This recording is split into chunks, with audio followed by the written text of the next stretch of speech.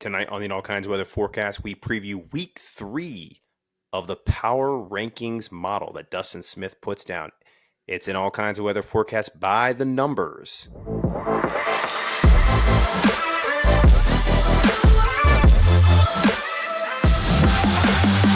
And welcome into another episode of the All Kinds of Weather Forecast by the numbers. I'm your host, Chris Yanes, alongside my co-host tonight, Dustin Smith, joining us with an update of our In All Kinds of Weather forecaster model.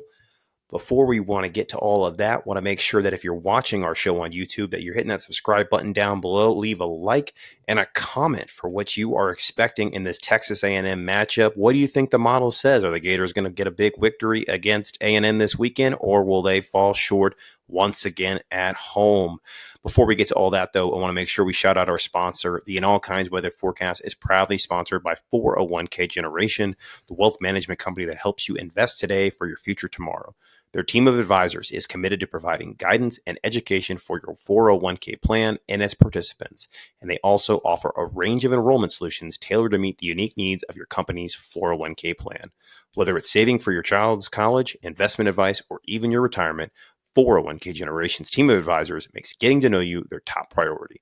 Their advisors will tailor a path to assist you in navigating life's financial milestones and reaching your financial goals. 401k Generation, building stronger futures one generation at a time. For more information, contact them at 866-998-5879 or visit their website at 401kgeneration.com. Shout out 401k Generation. Shout out Eddie Rojas. And Dustin, we bring you in here to preview the top 25 for the week, updated model, updated SEC power ranking, and then we talk about the games of the week, as well as break down our matchup and what the model believes the Gators are going to do. So let's get right into it. We've got... Hey, Chris. Hey, so let's get right into it. So let's talk Lagway really quick. What do you think needs to happen, Dustin? Should the Gators start DJ Lagway this Saturday? And just kind of your reaction to his performance this past weekend. Yeah, well, Lagway looked phenomenal. He's done an excellent job. He threw the ball incredibly well against Samford. I know they're an FCS team. I know that defense is awful, but the throws that Lagway has shown on the field were NFL quality throws. I mean, making those on air in practice would be impressive. And the fact that he did that in the swamp at night in a big game atmosphere, he threw for, I believe the number is 456 yards, 3 touchdowns, big time. I think 72% passing efficiency. That's big time numbers. I don't care who you're going against, but what really made the difference to me is Lagway didn't always have a clean pocket, which certainly would lend itself to other concerns that you and Neil have talked about ad nauseum on the All Kinds of Weather forecast. So we don't need to go into that. But what I liked about Lagway is he moved in the pocket and he made excellent throws. In fact, one of those big time touchdown passes actually happened on the run. He was essentially in the air. There's photos that literally show the ball just out of his hands as he's literally in the air, throwing the ball 50 yards downfield in terms of air yards and throwing touchdown passes that are absolute dimes. Okay. DJ Lagway is great. Okay. The numbers tell you that he's great. The eye tests tell you that he's great. The thing is, certainly Mertz is experienced, and I love Mertz. I think he's a great guy. He's a great person. He's a great leader. If you're a dad and listening to this, he's somebody that you want your son to be like. But the thing is, when you have a good player, but you also have a great player, you got to play the great player. And Lagway, I don't care if he's a freshman, a senior, it doesn't matter. He is the best quarterback on the football team, and he needs to start. And that's the end of it for me. Is he going to start? Probably not. Should he start? I think he absolutely should, and it's not even a question. The eye test, I've been looking at quarterbacks for years. For over 10 years, I've been studying the position, and he's one of the best that I've ever seen that play the game in college football, and I'm not exaggerating. You turn on the tape, you look at what he's doing as a freshman. Okay, it's a travesty. If Florida doesn't start him, then somebody else will. We'll see what happens, Dustin. I think that's pretty good analysis. Really well said, both on the Mertz and Lagway front. I agree. I think Lagway should get the start. I do believe in this matchup. We'll probably see both quarterbacks, and ultimately, hopefully, we'll get some clarity and resolution on this position after this game. But that's why we play the game. That's why we watch the game. So we'll see this Saturday, and we'll get to that matchup later on. But now let's go ahead and unveil that new top 25 model that we want to talk about. So let's get right into it. Let's get down from, we're going to go from 1 to 25 this week. So who is the number one team this week in the model? We do have some movement there too.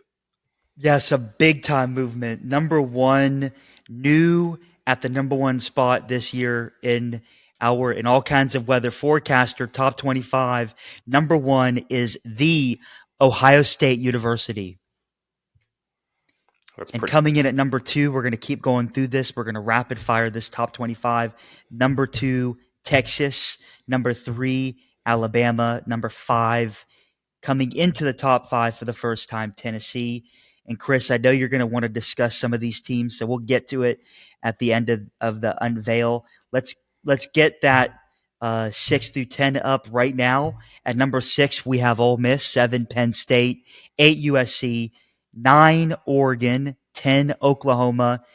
Going to 11 through 15, we have 11 Clemson, 12 Miami, 13 Missouri, and then dropping down a little bit, Notre Dame at 14, LSU at 15. Going to 16, we have Michigan, 17, Louisville, 18, a team that Florida is playing in just a few weeks, the University of Central Florida. 19, we have Auburn. 20, we have Arkansas. Going to 21 through 25, finishing this out, we got, of course, Florida's opponent, Texas A&M. At 21, 22, we have Utah, a team that Florida played last year and the year before. At number 23 of Maryland. 24 is Kansas. And rounding out your in all kinds of weather forecaster, top 25, we have Kansas State. Yeah, and I think one of them in the top five, I didn't hear them call, but they are there, and that is University of Georgia, down to number 3. They were number 1 last week, dropped down to 3 spots. And, I think that top 3 is going to fluctuate. Certainly, at this point in the season, the top 4 teams have really solidified themselves, and that's Ohio State, Texas, Georgia, and Alabama. Those are going to be, I think, the constants there for a while, until otherwise noted. So we'll see how those matchups fare. Georgia, of course, will play Alabama very soon here in this season. Tennessee, I mean, they annihilated NC State 51-10. They look like they are the real deal. Josh Heupel's got that program headed in the right direction. Ole Miss continues to rise and put up big statistics, despite the fact their fans don't like staying for the entire game, as Lane Kiffin called them out this past week. USC, 8 spots risen up into the top 10. Lincoln Riley, maybe he's finally figured out that defense there. We'll see how they fare once they get into the thick of Big Ten play, of course. Oregon struggling to beat opponents that they should. Then you look down, Clemson rebounding from that Georgia loss with a nice resounding 66-20 win against App State. And then I look at a team like Notre Dame falling 8 spots for that big, embarrassing loss in their home opener against MAC opponent NIU. UCF, or Central Florida, 7 spots up. That is certainly a team we're going to have to monitor to see if they're volatile in the coming weeks against the Big 12 play. We'll see there. And kind of weird to see Arkansas jump 7 spots despite the fact that they lost on the road, a tough overtime loss to Oklahoma State. But that's why this is a ranking. It's not a poll. So, Dustin, certainly really good update there. We'll see how this all goes, but very clear at this stage in the season. There are 4 teams, and then there's kind of everybody else chasing them, where people are sort of trading positions from week to week. So let's get into the SEC power ranking, though. I think people can sort of kind of start to see how that goes up until the top 11 SEC teams are ranked in the top 25. But let's look at the rest of it, Dustin. So maybe we'll go backward here from 16 up to 1. Who are we looking at? Well, starting off at 16, we have Vanderbilt. They've held that 16 spot, I think, every week that we've had this. Actually, no, last week Kentucky was 16, Vanderbilt was 15. So let me correct myself there. 14, not a lot of movement. We have the University of Florida Gators. 13 is South Carolina. 12 is Mississippi State. 11, Texas A&M. 10, Arkansas. 9, Auburn. 8 LSU, 7 Missouri, 6 Oklahoma, 5 Ole Miss, 4 Tennessee, 3 Alabama, 2 Georgia, and 1 Texas. Wow, in Florida, of course, after Texas A&M will play Mississippi State in their first road game of the season in Yes. Starkville, slightly ahead of the Gators right now. They did lose on the road to Arizona State. We're down pretty significantly in that game, but almost came back and won it at the end. Only lost that game by 7. So we'll see in a couple of weeks here, or next week rather, how that goes. Florida right now only ranked ahead one spot against Kentucky, the only team they're ranked ahead of in this power ranking that they play this season. So right now they still are very much in the back of the pack of the SEC, not where we want to be. Hopefully that changes if we do beat A&M this weekend. I would anticipate Florida to rise in this power ranking and maybe even get close to the top 10 in the SEC power ranking. So we'll have to see how it looks on the field, of course. But Dustin, thanks for the update on the SEC power ranking and the top 25. So I guess now let's get into the games of the week. If people have been following along, the model has been doing fairly well. Last week, the top 10 games correctly picked the money line and the spread 70% of the time, which is an astounding number, and at over under 60%. So if you're using the games of the week, you are making money if you're following along with Dustin's predictions here. So I would say don't fade the picks. Pick with Dustin's model for week 3 in his matchup. So Dustin, you're going to give a little bit of a preview of some of these matchups that maybe people should be looking at. What are some of the games right now that you're tracking that maybe people want to consider if they are going to place a bet that they should? Yes, I got 3 matchups right in front of me. All of these will make it into the games of the week that we put out on Saturday, right before the games happen. Stay tuned. We may sneak peek a few more on X between now and then, but stay tuned definitely before the games start on Saturday. And first off, let's look at Alabama at Wisconsin. Of course, this is a big time matchup. I'm not sure Wisconsin has had a bigger game in their stadium, except for when, of course, they play Ohio State. But certainly, I know the Badger faithful is going to be ready to go for that one. And certainly, it looks to be a pretty decent home field advantage for Wisconsin. But when you are 21-point underdogs in terms of the power ranking, that doesn't account for home field advantage. But when you're 21-point underdogs, it's not going to quite be enough in terms of home field advantage. The model, and I'm actually going to give a score here.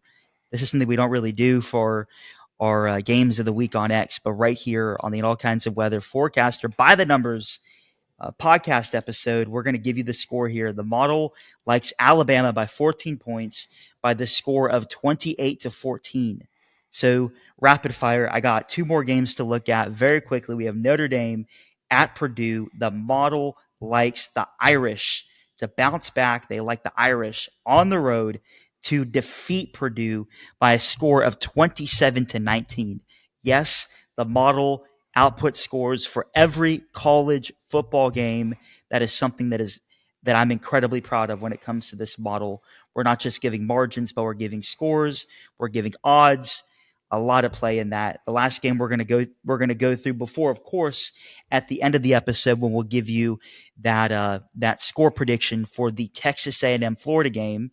Let's go ahead and give this one real quick. Indiana at UCLA. The model likes Indiana on the road against UCLA by the score of 21-17. Wow, that's a pretty epic matchup right So there. that has So UCLA winning 21-17. it has Indiana winning Indiana. against Okay. UCLA. So if I'm looking at that correctly, that has UCLA or Indiana covering the spread of 2.5. That has actually Purdue covering slightly at home. I think Notre Dame is about a 10-point favorite in that matchup. Mm-hmm. And then the Alabama game, you mentioned that they're about a 21-point favorite or so.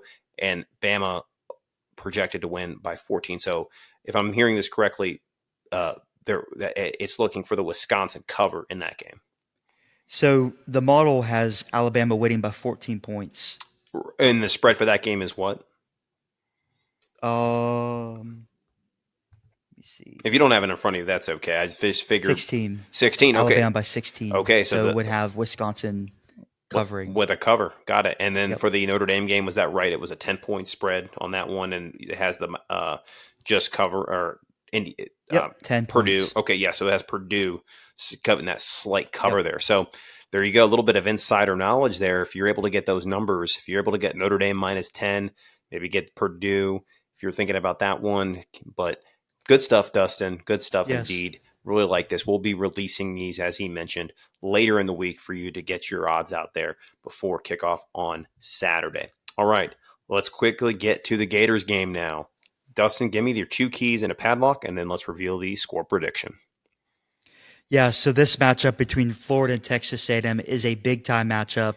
And before diving into what the model has to say, the FPI, the ESPN FPI, which is a model that I'm actually a pretty big fan of, one of the big inspirations for even the model that we run with the forecaster, but actually gives Florida only a 41% chance to win. A&M is a solid team. They're very fast on defense, and they look to give Florida problems all day when it comes to the lines of scrimmage. And so that is honestly my big concern. And I gave this key in the Miami game, but I'm also going to give the same key in this game from an offensive standpoint. Florida has to solidify running the ball. Now, do I hope that coach can put Lagway in the game and start him, and Lagway can throw the ball all over the field and really combat the excellent line of scrimmage play that the A&M has?